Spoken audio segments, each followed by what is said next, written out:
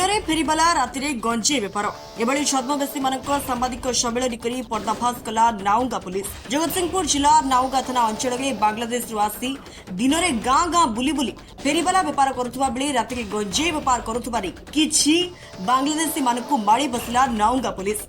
एभली बहुरूपी एनडीओ मानकर पर्दाफाश करिछि नाउंगा पुलिस।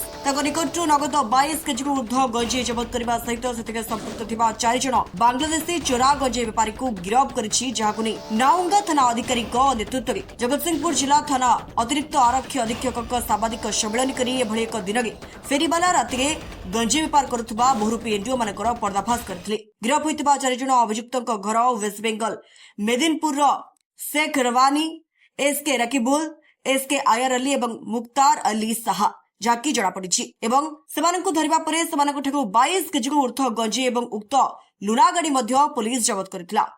आज आपण मानकु डाकिवार उद्देश्य होची नाउगाँ पीएस केस 157 जोटा कि एनडीपीएस एक्ट रजिस्ट्रेशन होईची आ ताधरे आमे 22 केजी 280 ग्राम गंजे सीज करचु। ता उपरे एक सम्यक ब्रीफिंग देवा पई गत काली आमे देवीदोल घाटरे आज यूजुअल पुलिस नाका लगेइथिलु। नाका लगेवा समय दीटा मोपेड आग पछ होइकी आसुथिले, गोटे आगुरु तांकु रेकी करिकी आनुथिला आ किछि दूर रे पछरे आ गोटे मोपेड बाइक रे आ 2 जण आसुथिले। तो टोटाल 4 जण लोक आग पछ होइकी आसुथिले। पुलिस नाका देखिकी आग गाड़ीटा पछ गाड़ी को इशारा देला जे सेठु फेरी जिवा पई।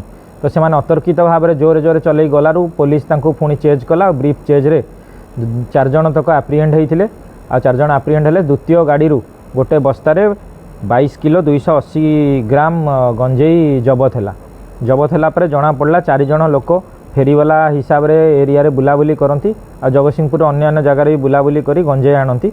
से माने समस्ते होचंदी मेदिनीपुर पश्चिम बंगर लोक आउ तांकर जहाटू गंजेई आनीथिले सी भी से मेदिनीपुर साइड रो लोकठू आनीथिले। आ तापर मध्य तदंत चलची। तांकर आमर 2टा मोपेड सहित 3टा मोबाइल फोन जबत होती। मोबाइल फोन रु मध्य तांकर आर्थिक ट्रांजैक्शन जो थे कि से गंजेई क्या सप्लाय करछंती तांकटू 80,000 लाख टका लेखा ट्रांजैक्शन करछंती। से सब मध्य तथ्य होईची। तदंत आगु अग्रसर होबो। आ ए 4 जण आज एप्रिहेंड होइचंती आ फॉर्मालिटी सरला परे से माने कोर्ट फॉरवर्ड हेबे। जगतसिंहपुर जिला प्रतिनिधि संग्राम पटनायक को रिपोर्ट स्वतंत्र ओडिशा लाइव।